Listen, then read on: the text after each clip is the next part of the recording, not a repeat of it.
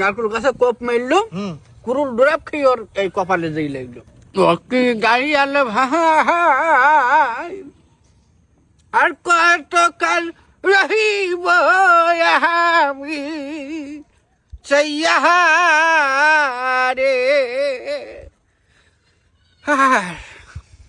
Iron বিবি, তুমি সুন্দরবনের সেই গল্প বলবা? হ্যাঁ, না বলবো। আয়রন বিবি আর এই গান গাবা?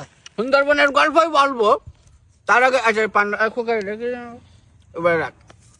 এইবার আমরা সেই সময় টলও আর ছিল না, তো টলার ছিল না। আমরা সুন্দরবনে সাঁতার কাটি যেতাম, কাটতে মধু ভাঙতাম। তা বাঘে তোমাকে খাবলে তো না? বাঘে না না না, আমরা তো কাটি বাঘের পিঠি বাঁধিয়ে দিতাম, ওরা আমাকে বাড়ি বন্ধ থেকে যেত। বাঘে? হ্যাঁ, তা কিছু বলবে না? কি বলবে? কয়েকটা বাঘ তো আমাকে পরিচিত ছিল। পরিচিত বাঘ ছিল? হ্যাঁ, তোমার বলছিস কি আমি? তাই না? হ্যাঁ, বিরাট কাহিনী তো তাহলে সে সময়। বিরাট কাহিনী মানে কি, দুটো আমি বলেছি কয়েকবার তোমার সাথে যে দুটো বাঘ ছিল আমার আমার পোষা। ওই জায়গায় সেটা কথা পরে বল, মানে একদিন। আচ্ছা ঠিক আছে। এইবার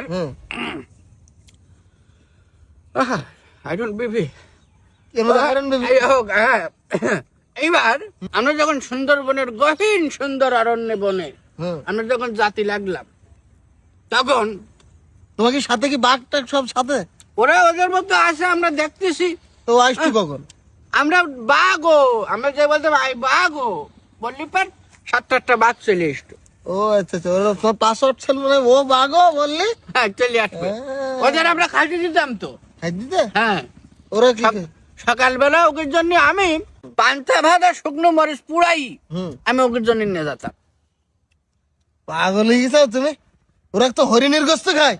হরিণ এখন খাই, আগে পান্তা ভাতটা আমরা দিতাম বলে আগে হরিণ খাইতো না ওরা, কিন্তু এখন তো আর পান্তা ভাত দেওয়ার লোক নেই। ও এই জন্য হরিণ টরিণ খাচ্ছে। হ্যাঁ, তোমরা হরিণ টরিণ খেতি না? না না, সেই সময় অহরহ ছাগল পাওয়া যেত তো, বুনো ছাগল, আমরা ওই সবগুলো খেতাম। যাই হোক, দেখো এবার কি বলছিলাম?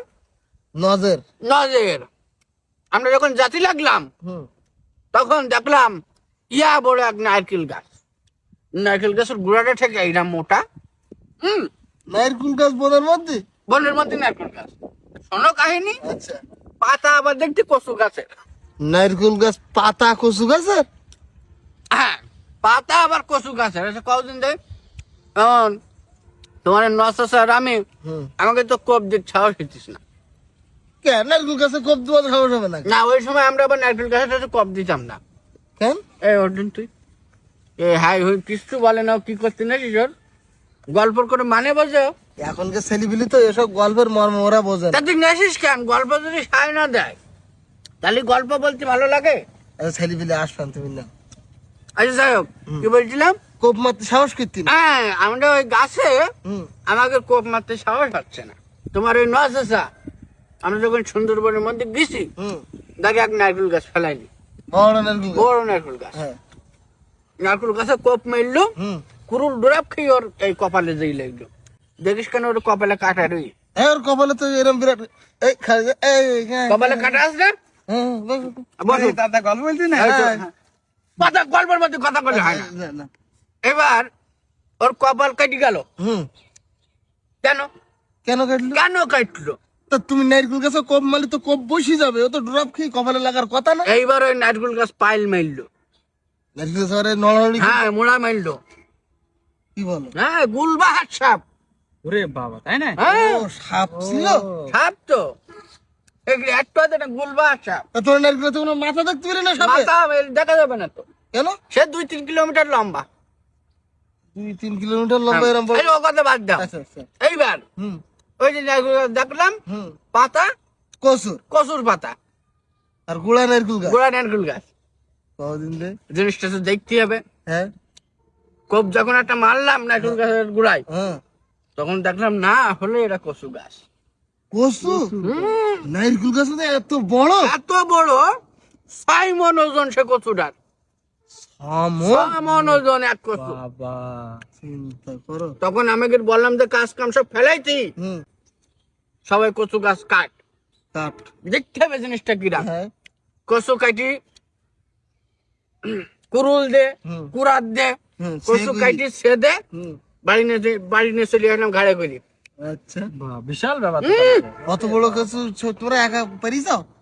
বাঘে আবার কিছু বই দিলে না ও আচ্ছা ও, আচ্ছা, আচ্ছা, আচ্ছা, বাঘে। বাঘে। হ্যাঁ তারপর সে কিরকম লাগিল?